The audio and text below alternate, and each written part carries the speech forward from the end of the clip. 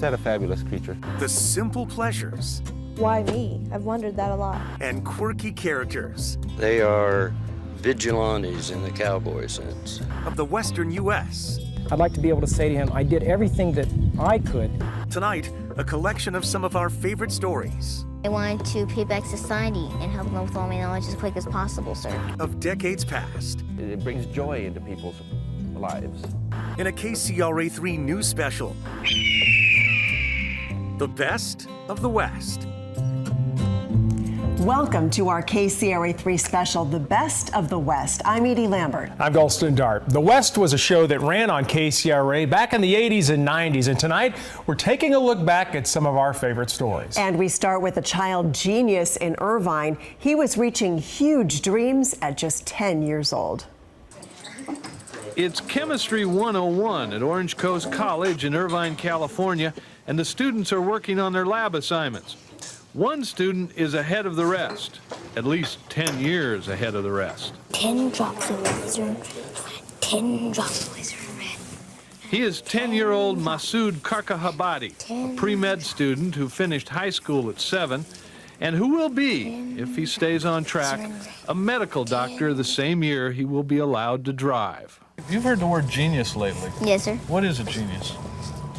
A genius is someone that I believe, this is how I remember my psychology definition. A genius is a person who has an IQ over 140. What's yours? 200 plus, sir. 200. Genius plus, huh? Yes, sir. Genius plus. Masood, the boy genius, is a common sight on the campus of Orange Coast College, walking to his next class with his governess. He really is too young to go to college by himself. Consequently, the governess is in every class with him, keeping a sharp eye on Masood as he performs academic chores, usually reserved for students twice his age. At 10 years old, he still needs to be double-checked at everything he does. But he does extremely well in school. Do you know my quiz score? You know what? My quiz? Your quiz score? Yeah, you got 10. 10 out of 10. Good, yes, thank you, sir.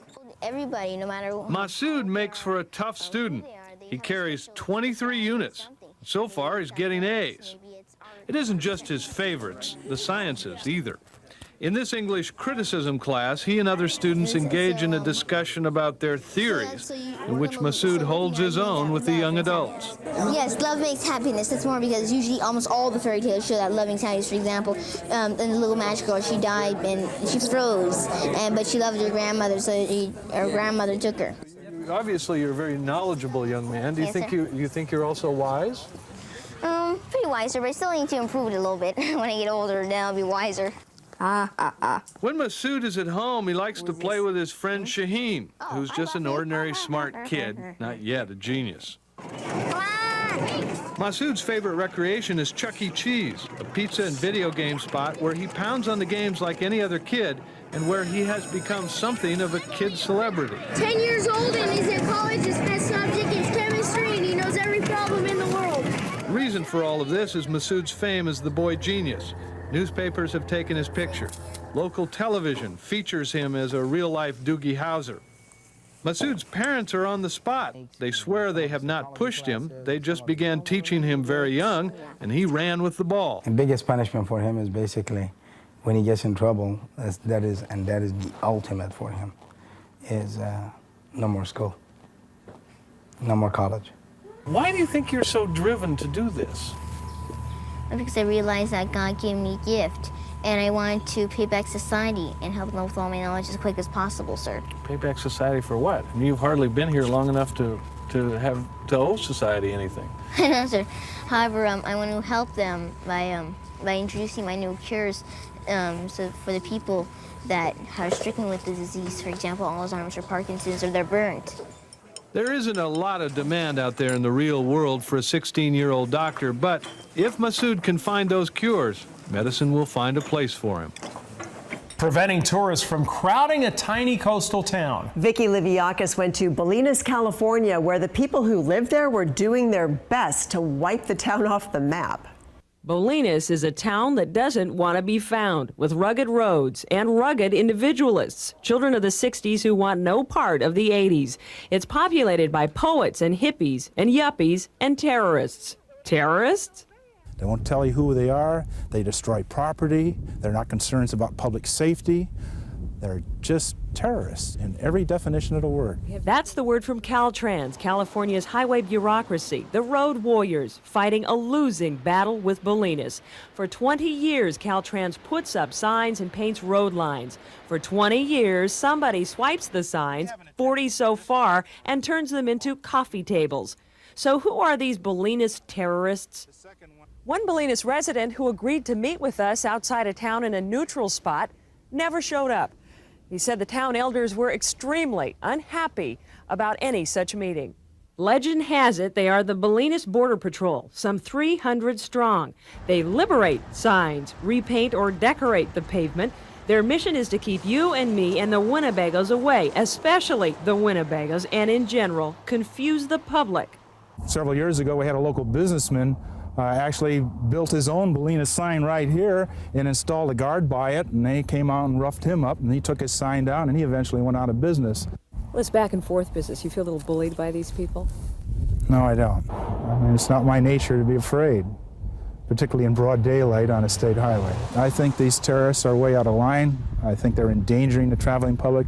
I'm the traveling public. You know, I go visit other places. I appreciate a sign, particularly at nighttime.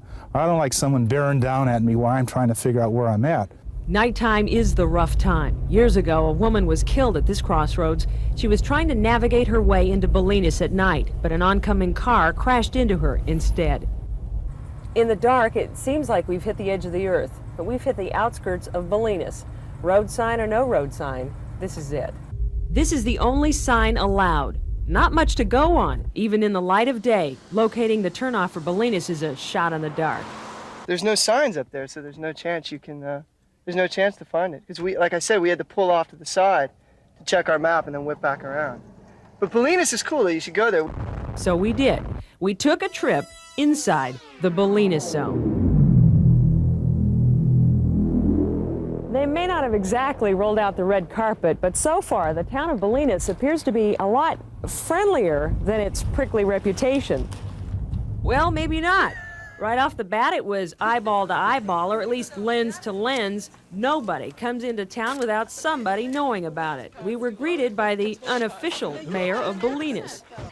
We communicate like through the grapevine and whatever. Wherever anybody is messing up and harming anybody in our town, there will be a Bolinas Border Patrol immediately spot them. They are vigilantes in the cowboy sense. Definitely not terrorists. No way. We'd eliminate terrorists in our own way, but Bolinas Border Patrol has nothing to do with any terrorist movement. So what are they, terrorists or preservationists? Clearly it's a fuzzy distinction. It's a concept that if you're on the, part of the Border Patrol, spiritually, then you feel like you have to, not blab all the secrets that there are about this place. Is this worth protecting? Well, protection is not really the case. The case is enjoying it and loving it and being what you are as a person, and that's more important than protection. The protective act, people are afraid that we'll go down the road of Carmel. No problem there. Bolinas is not Carmel. Its mayor is not Clint Eastwood. Hey, Mom, I'm on TV. Bolinas would rather watch the world go by, so long as it doesn't go by way of Bolinas. There's a saying in Bolinas, people who don't know where they're going don't have a right to know where they are once they get there. Who's going to win? I think it's going to be a draw. I think that sign that's sitting out there now is all you're going to see out here in the long run, yeah. I don't think Caltrans is going to be able to put up a sign that says Bolinas. Anybody may cut that sign down as soon as it goes up. Anybody may remove that sign. I'm not saying that the Bolinas Border Patrol does it, but in my opinion, no sign will ever stay up. Bolinas wasn't able to stay secret forever. The area became increasingly popular during the COVID pandemic as there was a surge in outdoor recreation, and the town continues to try to crack down on parking and camping regulations. Protecting nature during the expansion of neighborhoods and shopping malls. John Gibson spoke with an entomologist trying to save one butterfly at a time. It looks like an ordinary field of wild grasses, but there, hiding on one blade, is a tiny butterfly, the California ringlet. Perfectly still, its colors are as handy as camouflage fatigues. But down the nearby road comes entomologist Al Ludke with his net. A sharp-eyed butterfly expert, he spots the first flutter of wings. Oh, here's a California ringlet. Al Ludke says it's a myth that there are fewer butterfly collectors, but definitely the truth that they are all pursuing fewer butterflies. A prominent figure in the Northern California butterfly world, Ludke has a fine appreciation for his favorite creatures. He thinks he's hiding, I guess. Some other butterflies wouldn't be so docile as this butterfly. The California sister, for instance, would never do this. Well, watch it make me a liar sometime now. The California sister did make a liar out of him just a minute later. The California sister sat in his hand patiently as a pet. Is that a fabulous creature, huh? Let's take a vote. They're just so incredibly beautiful. Oops, there he goes. There he goes could be the theme of the entire brightly colored, frighteningly fragile butterfly world. Little by little, isolated populations of species are disappearing, and as they go, it is far more likely that the entire species will be weakened sufficiently to bring on extinction. To put it bluntly, Al is steamed at people, because they are destroying butterfly habitats.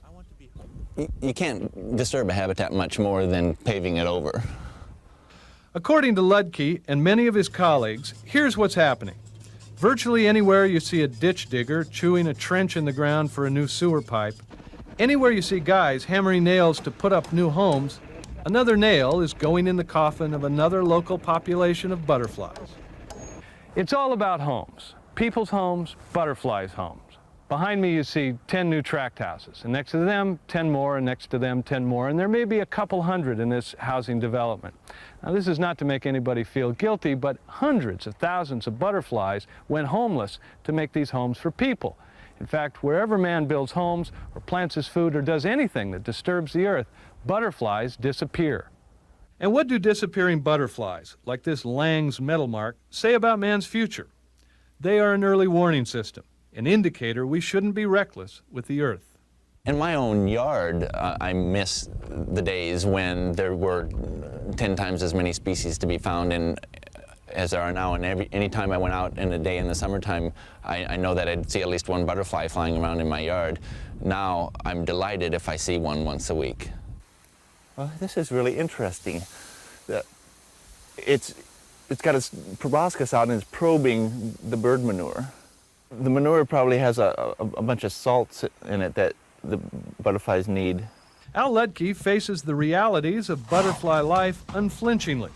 Beauty feeds off dung. That's nature. Beauty goes extinct. That's man, and much harder to take. The sheer beauty of them is delightful.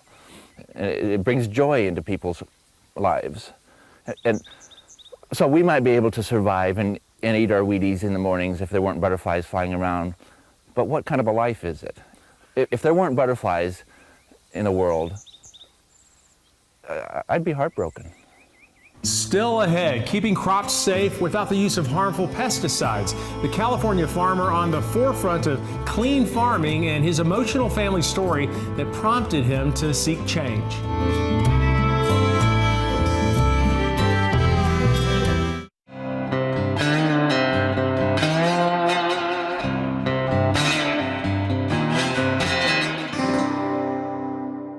On the cutting edge of clean farming. Integrated farming is becoming more common, but back in 1989, a farmer near Fresno was ahead of the curve when it came to protecting his plants from harmful pesticides. Delicious, plump strawberries. In 1987, farmers dumped more pesticides on California strawberries than any other crop. Tons of pesticides. Strawberries are not unique. Almost all of the fruit and vegetables you eat have been sprayed. Nearly 2,000 different chemicals are used to kill bugs, wipe out weeds, or soup up the soil. Most farmers are hooked. They can't grow without them. You inject a pesticide, a drug, into that farm environment, and at first you do this, you get an exhilarating feeling that there's no pests, there's nothing out there. And you get a feeling that everything is clean, it's marvelous. But then the bad bugs come back in a much more ferocious way. And so you need a bigger fix the next time. Paul Buxman is a fruit farmer in Danuba, near Fresno. There was a time when he, like his father and grandfather, poured on the chemicals. Then 7 years ago, the awful news. His 2-year-old son Wyatt had leukemia. At the cancer clinic, I recognized quite a few of the names, of the patients that were on the boards outside for treatment. Those are my neighbors, I thought. Then I wondered, gee, maybe we're in a cancer cluster. Suspicious, Paul had his well tested, and sure enough, a deadly pesticide that had been banned 8 years earlier was in the water. And it was in the water of his son's school. At that moment, he decided to change the way he farmed. I wanted to be able to look at Wyeth in the face in case this thing got him, or was coming close. I'd like to be able to say to him, I did everything that I could. What he did was start a network of farmers called the California Clean Growers Association. They use good bugs instead of chemicals. Good bugs that eat bad bugs. Good bugs that increase yields. Chemicals are used only as a last resort. If I sprayed in here, I'd kill a lot of that. That earthworm would probably die. I got my aphid, and I'd say, oh good, I cleaned up my orchard, but I also cleaned up a lot of innocent, really helpful insects and critters. That's why you don't want to spray poison out in a natural farm. So instead of trees dripping with poison, Paul's trees are littered with paper. Paper saturated with a hormone that confuses the male fruit moth so he doesn't reproduce. Another popular soldier in this war on pest is the hungry ladybug. Paul breeds his own. The ladybug eggs are orange or yellow, and each larva will quickly start consuming these aphid right here. So that's natural balance at its best, and the ladybug knows where to put its eggs. It says, well, when you guys wake up, there's breakfast already served. It's not too tough to see the difference between Paul's fields and his neighbors. Paul's trees are full of bugs and the ground is covered with plants you and I might call weeds. Paul likes most weeds. Joe, this is a vetch. And this vetch knows how to gather nitrogen out of the air, and it collects it on its roots. Getting nitrogen from a plant instead of a fertilizer bag is all part of Paul's plan. Joe, do you mind, do you mind smelling this chicken manure? Yes, he also enriches the soil with chicken manure, horse manure, and discarded grape skins from the local winery. It's a system of complete farming called Integrated Pest Management, or IPM. Skeptical farmers have a show-me attitude before being convinced that IPM will work for them. And Paul Buxman wants them to come down to the Sweet Home Ranch and see for themselves. But what about the bottom line? Will it sell at the supermarkets? Integrated Pest Management can supply food at the same cost. Those programs we have right now, the tomato programs, the potato programs, can supply food at the same quality for the same cost, if not less in some cases. Paul is happiest in his fields, but his crusade to curb chemical use often keeps him indoors on the phone. Report I read on it in Wall Street Journal, the 7th. Paul has had to hire an answering service to handle calls that average 1 every 15 minutes. Corporate farmers are now interested, and Paul regularly receives visitors seeking advice. His California Clean newsletter is mailed to 350 Western farmers. Well, I'll tell you what. Why don't we go check the horses, okay? Okay. Let's go see him. Paul's son Wyatt is now 9 years old. He is healthy with a bright prognosis, like the farm he lives on. Paul Buxman has created a living harmony between animals, insects, and plants. He hopes others will follow his lead, but if it only happens here, he's satisfied. Well, of course, we feel very, very wealthy. What we have out here, to me, would be almost every man's dream. I am making a profit and we're not killed by pests. I'm a fairly happy fellow. Still ahead, nearly $20 million at 20 years old. What this woman decided to do with all the money after she won the lottery.